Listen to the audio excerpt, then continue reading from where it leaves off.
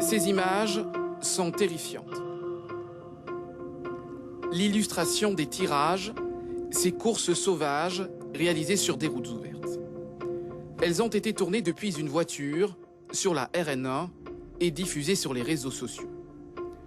Plus d'1 minute 30 pendant lesquelles de nombreuses infractions au code de la route sont visibles. Conduite sans casque, sans lumière et surtout à des vitesses excessives. Presque 150 km/h pour des cyclomoteurs normalement limités à 45. L'accident est d'ailleurs évité plusieurs fois, in extremis. Et malgré les appels de phare des automobilistes, les chauffards continuent leur course folle. À l'arrivée, il y a même un public pour les accueillir. Ils sont venus encourager le danger. Les tirages se produisent régulièrement sur nos routes et les autorités connaissent bien ce phénomène. Des comportements inconscients, oui. Nous les avons montrés au directeur de cabinet du préfet. Ces jeunes représentent un vrai danger, à la fois pour eux-mêmes.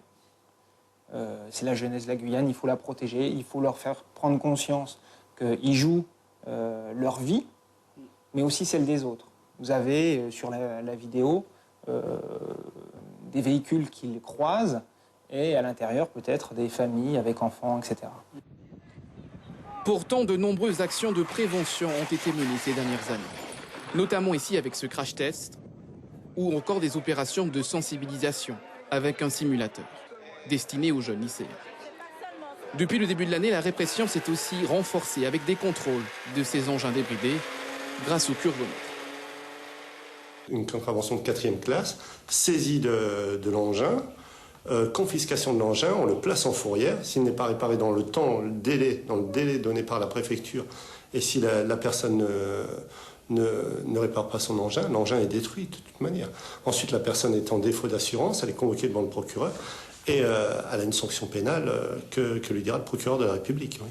Les gendarmes de Matoury ont réussi à stopper les tirages sur leur territoire.